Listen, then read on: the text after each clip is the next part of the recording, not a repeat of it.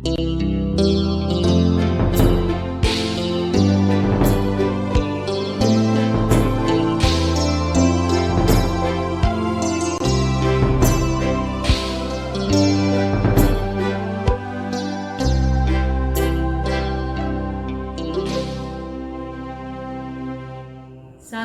selamat pagi Bapak Ibu, saudara-saudari, adik-adik yang terkasih, juga oma opa, eyang, mbah, opung yang diberkati oleh Tuhan. Kembali kita berjumpa dengan program Morning Call GPIB dengan saya Pendeta Petronella Yohana Wairisal Hermanus, Ketua Majelis Jemaat GPIB Maranatha Tanjung Selor, Kalimantan Utara.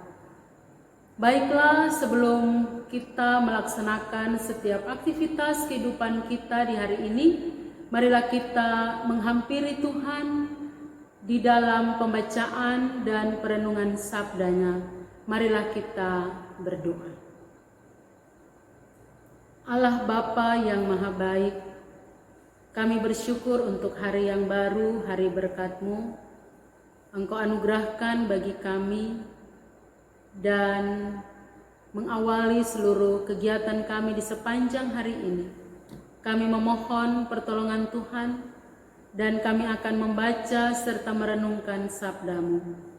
Roh-Mu yang kudus, bimbinglah kami, agar kami dapat memahami kehendak firman-Mu dan mampu melakukannya di dalam kehidupan kami setiap hari. Bersabdalah bagi kami ya Bapa, karena kami anak-anak-Mu telah sedia untuk mendengarkan.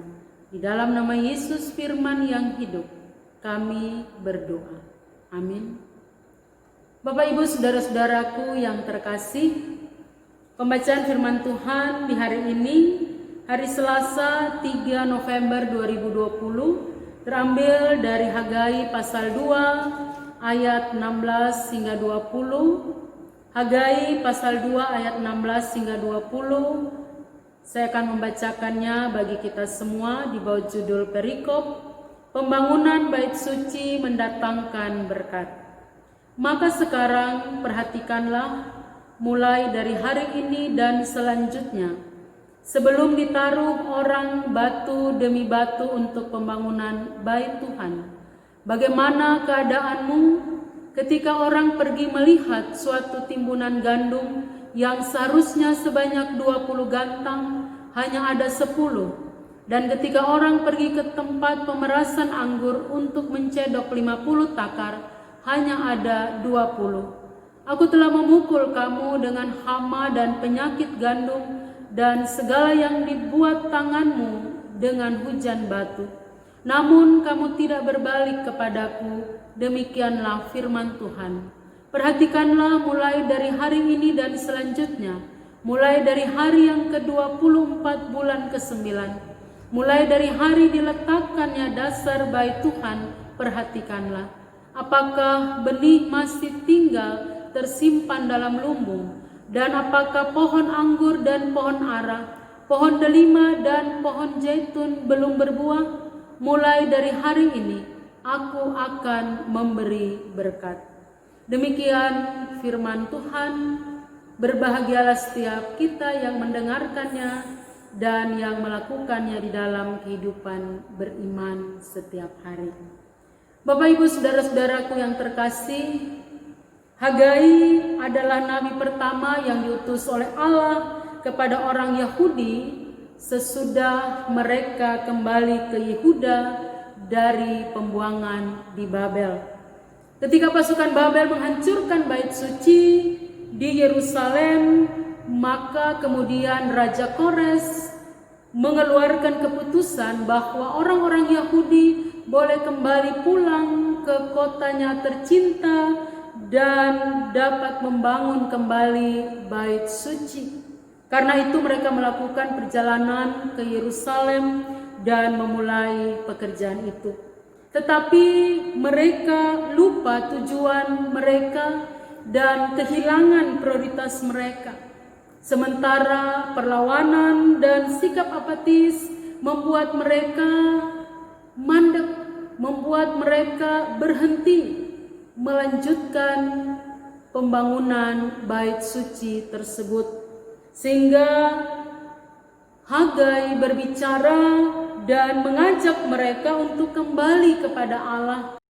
Khususnya ketika kita membaca di dalam Hagai pasal 1 ayat 4, di sana dikatakan, apakah sudah tiba waktunya bagi kamu untuk mendiami rumah-rumahmu yang dipapani dengan baik, sedang rumah ini tetap menjadi reruntuhan. Bapak Ibu saudara-saudaraku yang terkasih, mereka, bangsa ini lebih mementingkan kepentingan mereka. Bangsa ini lebih mementingkan kebutuhan mereka sendiri daripada melanjutkan pembangunan bait suci Allah. Oleh karena itulah, maka mereka mengalami penderitaan, mereka mengalami kesusahan, mereka mengalami hal-hal yang tidak menyenangkan di dalam kehidupan mereka.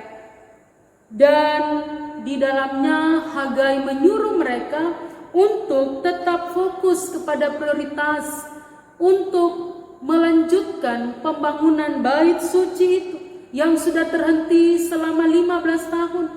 Dan apa yang disampaikan oleh Hagai hambanya ini menjadi penyemangat, menjadi kekuatan bagi mereka untuk mereka memotivasi diri dan melanjutkan pembangunan bait suci tersebut. Bapak Ibu saudara-saudaraku yang terkasih, meskipun kitab Hagai ini singkat, hanya 2 pasal, tetapi penuh dengan tantangan, penuh dengan janji yang mengingatkan kita bagaimana prioritas-prioritas hidup yang harus kita arahkan kepada Tuhan. Bagaimana kita menata kembali prioritas itu untuk melakukan apa yang benar, apa yang diinginkan oleh Allah seturut dengan kehendak-Nya. Dan kita harus taat melakukannya dan menyelesaikannya hingga tuntas. Itulah menjadi ajakan bagi umat Tuhan melalui Hagai ini kepada mereka. Jangan berhenti. Jangan mencari-cari alasan, tetapi tetapkan hati kepada Tuhan. Lakukan apa yang benar di dalam kesungguhanmu agar engkau diberkati. Oleh karena itulah, hal yang harus menjadi penekanan kita di dalam pembacaan di pagi hari ini adalah Allah meminta umatnya untuk dapat mempertimbangkan apa penyebabnya di masa lampau sehingga mereka tidak diberkati oleh Tuhan. Jawabannya adalah ketidaktaatan mereka, Bapak Ibu saudara-saudaraku. Di dalam ayat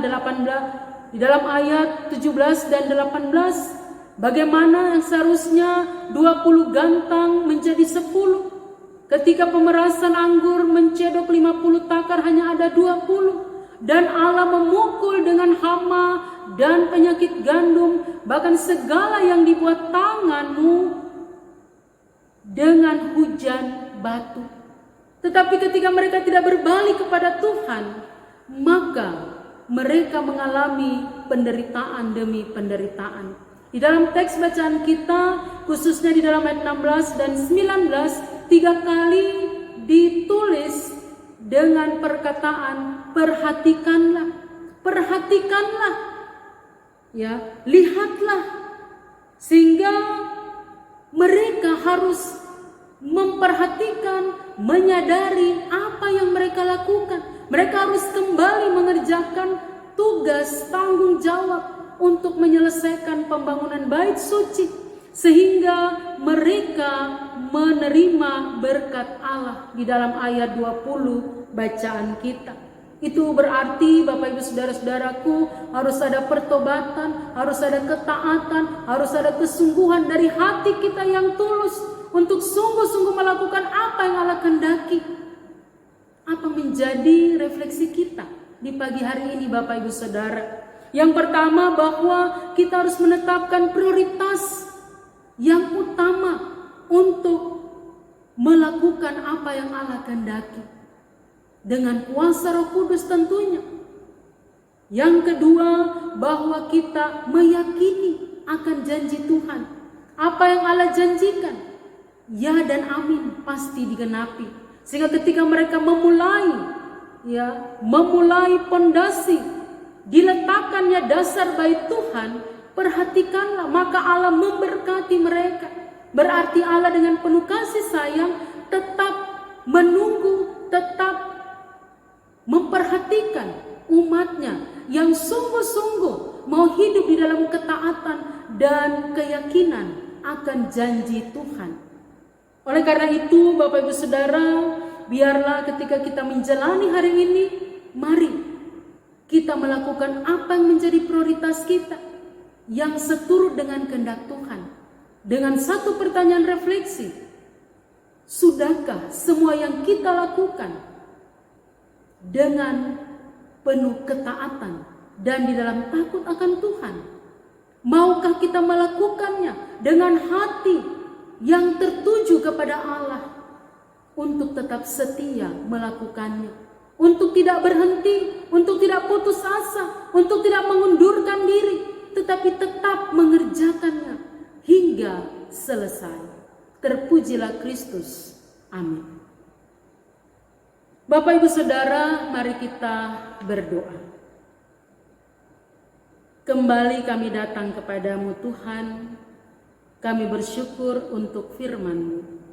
Kuatkanlah kami, topanglah kami, untuk dengan penuh ketaatan kami melakukan apa yang menjadi tugas panggilan kehidupan kami masing-masing.